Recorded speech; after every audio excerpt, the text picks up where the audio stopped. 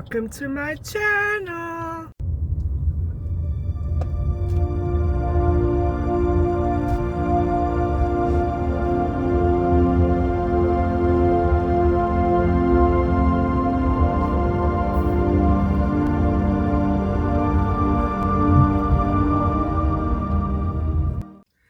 Hi guys, so I think I'm gonna let you know right now that I intend to talk about the second part of the JFK Jr. story and the terrible tragedy that befell John and Carolyn in July of 1999. And so, yes, I'm just going to find myself a nice, cozy place to tuck my car in, and I'm going to have a walk first, and then I'll get back to the second part of John and Carolyn when I'm all done.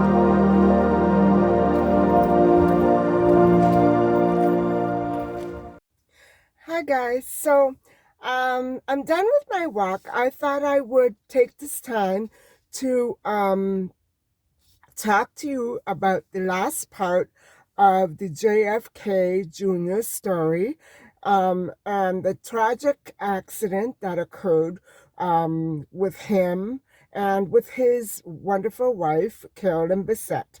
And so where we left off was that Carolyn and John appeared to be constantly under media attack, whether they were the target of some outlandish article and crazy headlines, or possibly they were just surrounded by constant fanfare. And it must have been especially difficult for Carolyn because most of the fanfare was for John, and lots of young women were flocking around. So that must have been very, very irritating. So let's get on with the story. And so we want to look at a few of the situations that had been leading up to that day in July of 1999.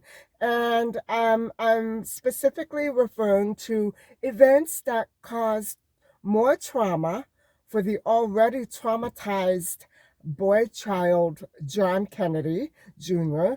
and his stress, his increasing and building stress. And so, all right, we already know that he lost his dad and his uncle Bobby um, uh, to what was violent and very um, criminal attacks on both of these male figures in John's life. The loss of his dad was traumatizing for everyone, for the entire state. And so to have that happen to his uncle as well was even just as devastating. And then he lost his dad, Ari, his stepdad, Ari Onassis.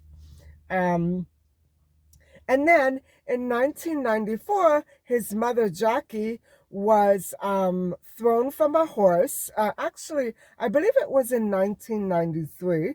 She was thrown from a horse. And what happened was it led to an infection.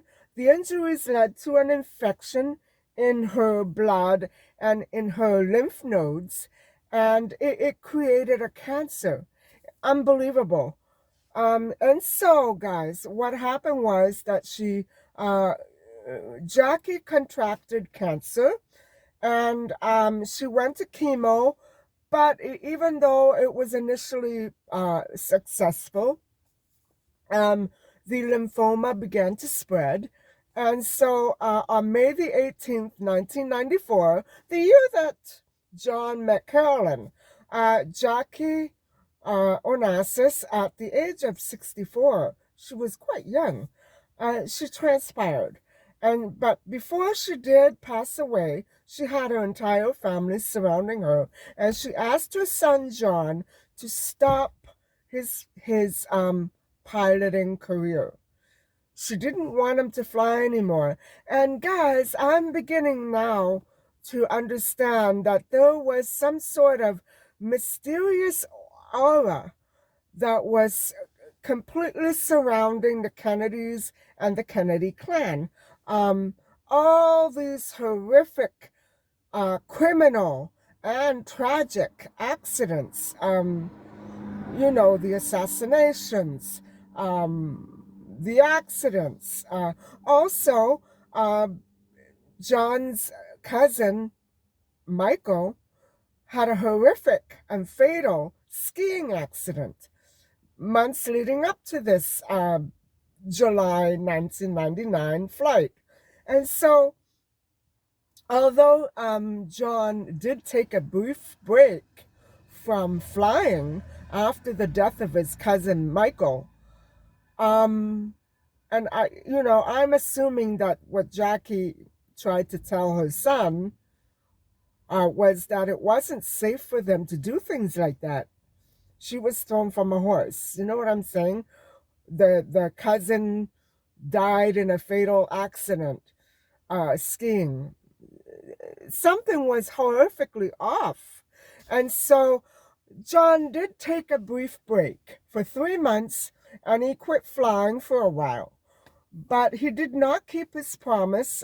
I don't even know if he did promise. He probably tried to pacify his mother. But after 3 months, he went back to flying. And even though his sister Carolyn, that is his sister Carolyn and not his wife Carolyn, um, tried to dissuade him. When he went back, she just let it go. She gave up. She knew that John was his own man. He was independent. And independence is a way to assert your humanity, right? Your manhood, your independence, your freedom. If you couldn't do what you wanted, you weren't a free American. And so I think this is the struggle that John had dealt with all of his life since he was a child. And if he couldn't fly his own plane, what was a man to do? Furthermore, the downward spiral of John's magazine, George, it was it was a resulting it was resulting in a financial loss for John and his wife Carolyn. And you know, if John wanted to remain happily married to Carolyn, he was going to have to do something about his magazine. And so for some reason, maybe because of all the negative changes that had been going on in his life, maybe beginning with the death of Jackie, um, his magazine was sort of failing. And so he had to find a way to bring it back up to its original standards. He had to find a way to have it recoup some of its losses and regain some of its success. And so he was battling the termination of his company. And so he was battling against his business associates. And so if he wanted the marriage to survive, the cash needed to be coming. He needed to keep the cash coming. And so, however, as of that afternoon of July the 16th, 1999, John still had not turned in the new proposals that he had promised that very day to his business partners. He claimed that he was still working on them. And so the final part of John's big, huge mountain of stress was his marriage, guys, his marriage. And they were happily in love. Carolyn and John were meant for each other. They wanted to be together. They wanted to start a family. However, the stress of the media, and I think even more than the media, was the fanfare that followed John everywhere he went, was just way too much for Carolyn. And I don't know what other problems they may have had besides that. I don't know if the young women who were flocking at his feet were indeed causing a problem. I'm just saying that the stress was much too much for Carolyn to endure. And indeed, it might have been so demeaning and negative for Carolyn to have to be bombarded with that kind of negative attention for herself, because even though she was used to the limelight, having worked for Calvin Klein, her limelight was all about her and not about someone else. This was not a positive step for Carolyn. It was depressing, guys. It was imprisonment. And I know that John must have felt indeed that he wasn't able to live freely like other people. He was in his own prison. And I believe that that prison soon enough extended to include his wife, Carolyn. Carolyn couldn't take it. And I know that they bickered and argued. What couple doesn't? But this couple were faced with an incredible amount of stress and challenge. To have to be faced with that on a daily basis is unbelievably, I can't imagine. I go through things like that on a daily basis, but not to that extent. Knock on wood. It is getting bad for private citizens these days. Even if you're nobody, you can have that kind of harassment stalk you and follow you everywhere you go. And for instance, my superintendent today has been sitting right over there watching me and doing his utmost to annoy me and interrupt my recording and trying to access the hard drive of my camera. But I just keep going. I mean, I can only do what I can do, right? And so, guys, it just so happens that that week of July 1999, when they were set to travel to Martha's Vineyard, they were basically out of sorts. They were out of circulation. John and Carolyn had been separated for a few days because their arguments were very heated and they needed a break. They needed some space. And it was Lauren who, just previous to the flight out, probably the night before or a couple of nights before, something like that, she brought them back together and tried to patch things up quickly so they could move on with their plans and they could become a happy couple once again. And Carolyn relented and decided to make a clean go of it and try again. And I imagine John must have been devastated. But maybe, we don't know if some of it may have been his fault. We don't know. We have no idea what exactly was going on in that marriage. And so, in the late afternoon of July the 16th, 1999, John, Carolyn, and Lauren set out from Fairfield, New Jersey, at the controls of his Piper Saratoga to fly to the wedding of his cousin Rory Kennedy at Hyannisport, Massachusetts. After he would be dropping Lauren off first at Martha's Vineyard, and then they would proceed on to the other location. And so John was traveling with Lauren and Carolyn. On the evening of July the 16th, Carolyn and Lauren were buckled into the passenger seats of the craft's second row. And John was in the cockpit, also strapped to his seat. And John had checked in with the control tower at Martha's Vineyard Airport. And however, as the time approached for the plane to land, which would have been sometime before 10 p.m. that night, the plane never landed, and it was presumed missing because John's last communication to them had been fine. He didn't make any distress calls, and so it was after his last communication that the plane went missing. And so it simply vanished and failed to arrive at its scheduled arrival. It didn't arrive when it was supposed to.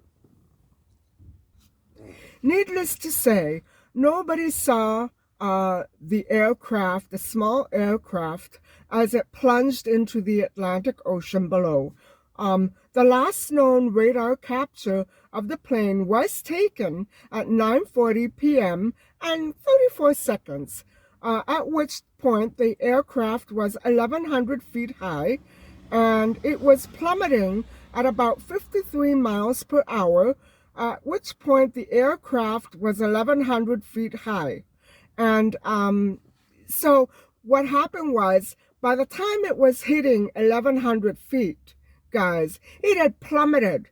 It was descending, and I don't think that was John's attempt to descend. I think something must have happened to the controls. Now, okay, maybe visibility was a situation, and yes, fog is very difficult to report from way up high. Machines don't always capture that fog. However, other pilots that night were clocking in early before arriving at their original destinations because of fog. And so I'm thinking that John didn't know about the fog and was suddenly hit with it. Still, that wouldn't really explain why it started to descend so quickly. There's a missing gap there that I don't believe is very credible to me. I think, despite the fact that the plane seemed to be working fine up until that point, I really doubt that it was just visibility. I think visibility was a big problem. And I think you know, it could never be fully investigated because um, the plane first vanished and then it was found scattered. So hold on, we're going to get to that point. So when it was reported that that footage was captured, loved ones were absolutely astounded and in grief, in utter grief and despair. And so the thing is that they didn't find the aircraft or bodies right away. It took a few days. It took about 5 days, guys. Um, about a good 5 days. And so they knew that there wouldn't have been much hope because they saw the footage of the plane falling, but they still hadn't found the evidence. So I'm wondering if they did find anything like a black box. Uh, I don't know if there was a black box. However, John was reportedly disoriented. And so I'm wondering whose report that would have been. Maybe people are just going by logical assumptions, and indeed that would have been a very logical and plausible theory that he lost his sense of direction, because when you're flying over an ocean, and that would have been a shortcut for him. If you're flying directly over an ocean with no landmarks whatsoever, it's like being in the middle of a forest, right? You don't have any trail markers, you don't have any buildings, you don't have anything. You just have one vast um empty scene. You don't know which way you're going. So indeed it could have been that really devastated the trip for them. And so the plane spiraled downward, and there was a very thick haze of fog just over Martha's Vineyard in Massachusetts. And so it did crash into the Atlantic Ocean. And yes, it was very likely that John was disoriented. But what I'm wondering is, who and how did that report first initially, how did it get reported? And why? Was it a black box? I am still trying to find research and evidence of any type of black box that might have been found. I haven't found anything, but indeed there may have been a black box. If so, then yes, it could validate the theory that John was he was disoriented. And so and okay, guys, we do have theories. We have heard so many things about this flight, and I'm just going by what was said about Amelia's Electra. Remember when it was serviced and lay, and when it was refueled? Well, there was talk that somebody tampered with it there. Pieces were missing, from the top of the plane. The wires were missing. We don't know what happened. Did it fall off? Were they ripped off? We don't know. So this is what I'm saying.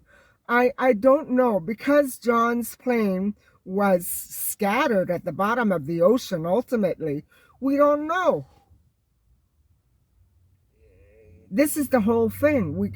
It was never able to be fully investigated. So there was no evidence ever validated for what exactly happened to John's plane.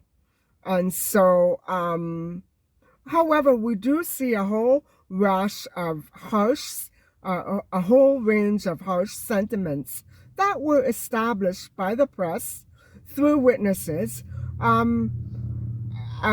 alleging that John was irresponsible and reckless.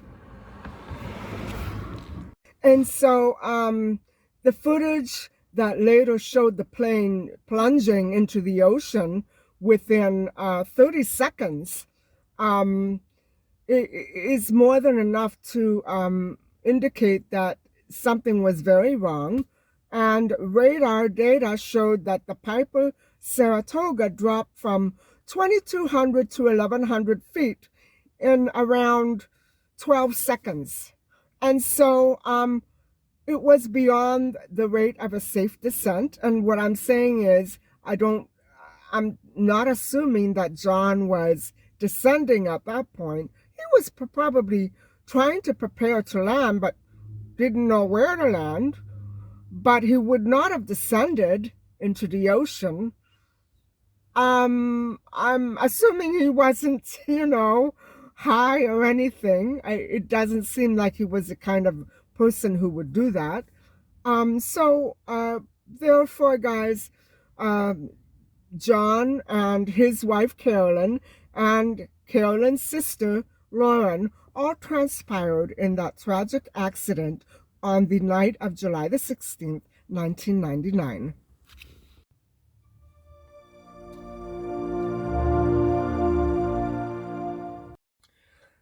And so, investigators later claimed that speed was a factor, and they're almost suggesting that John deliberately, recklessly drove his plane like that.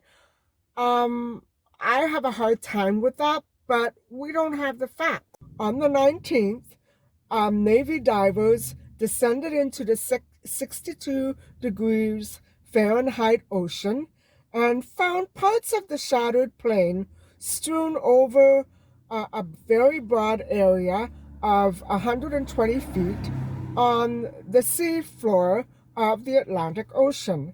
And so after 5 days, the divers did recover the three bodies of John, Carolyn, and Lauren. Okay, one of Kennedy's instructors had offered to drive them down, and I'm thinking that John refused because he was afraid of the media. He probably wasn't sure if he could trust anybody. He was having such horrific tensions with his wife due to media.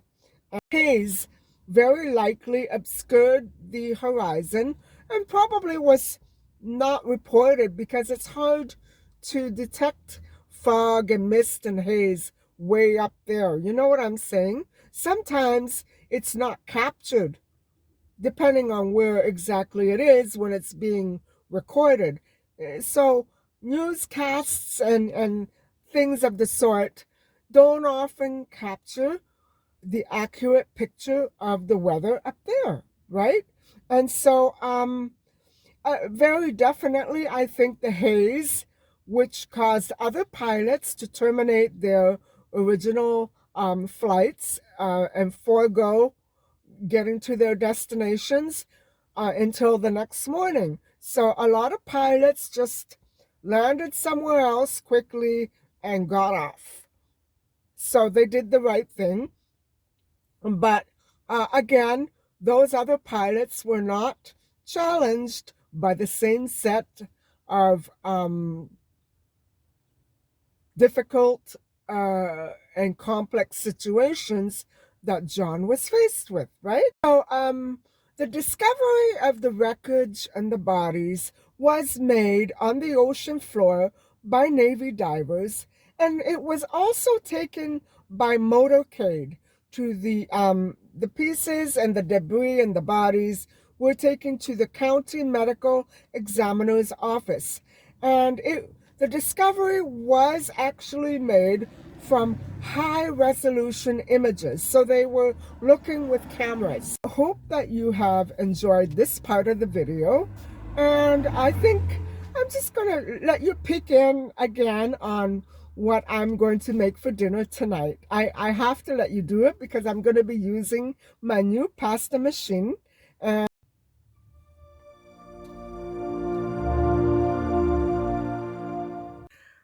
So guys, before I forget, I hope you're going to stick around for the rest of the video because when I go home later on tonight, I'm going to be using my new pasta maker again. Last night I made the spaghetti and it turned out fantastic. It's so delicious. Um, Very definitely restaurant fare. And so, okay, the sauce was a quick rush job. It was okay, but the pasta. So tonight I'm going to be making tofu and spinach croissants. And yes, I'm going to be using the pasta maker. And I'm so happy that I started using it. It's absolutely fabulous. And I am able to eat this dough.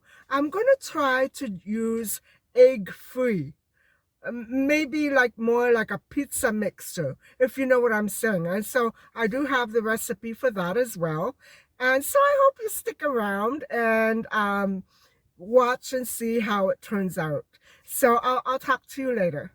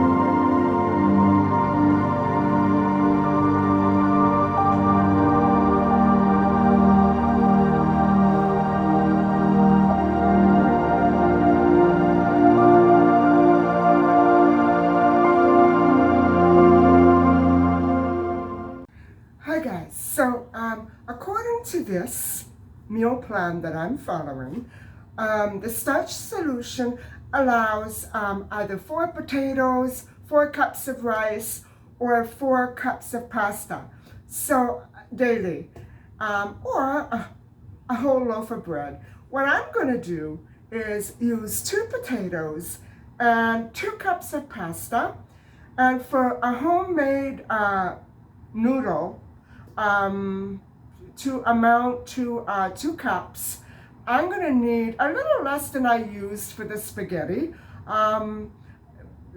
That recipe yielded 675 milligrams or grams of pasta. And so I'm going for 500. That's 2 cups. And it's going to be 1 cup of flour for each cup of pasta. So I'm going to use 1 cup of white flour and 1 cup of brown and a little warm water. I'm not using a pasta dough recipe, but I'm going to follow the pizza dough recipe because I don't want to put eggs in this. I have 2 or 3 more eggs, but I don't want to use eggs. So I'm just going to simply follow the pizza dough formula in this book, and then that should yield me 2 cups of pasta, and I already have 2 potatoes in my mixture, so that's going to be fine.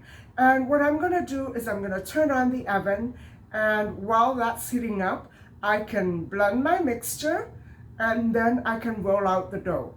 So I'll see you in a bit.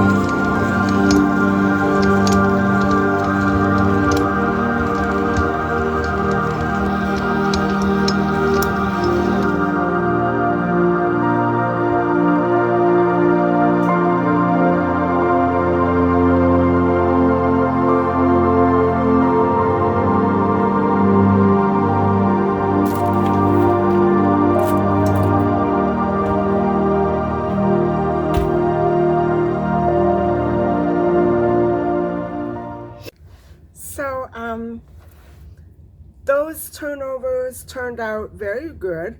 And I have to let you know the pastry or the dough, rather, turned out perfect. I did have to add a little more warm water. And I'm reminding you that I put 1 teaspoon of olive oil in the water. And so I started out with a half a cup of water, but then I remember it being always perfect at 3/4 of a cup of warm water for 2 cups of flour when I made my pizza dough. Now, it turned out wonderful. The only thing is I would not have rolled it out that thin had I been making a real pizza. So the turnovers are just right. And they're a little dry because I was going for the fat-free option, and I didn't add any fat or anything on it, but they're still delicious. And I could have played around with the spice a little. I only put a little salt, and that's it, nothing else. And so, guys, I'm really loving my pasta maker, my pasta machine, my dough machine, whatever you want to call it. And my next project, probably tomorrow or the next day, will be to make a pizza. And so that'll be a little easier since I won't need that, I won't need to run it through that attachment so much. Maybe once or twice, and then I'll just flatten it out with my hands. But so anyway, guys, I hope that you did enjoy, the story of JFK and Carolyn. I know it's not a nice story, but I tried to include as many important details as I could. And again, I'm reminding you that John didn't have that much of a choice. He had just gotten reunited with Carolyn, and he couldn't risk stopping and going to a hotel for fear that the press and the fanfare would start up again and she would leave him for good. What a horrible situation for him to have been in, the both of them. Anyway, guys, thank you very much for listening and watching, and please don't forget to like and subscribe. Bye for now.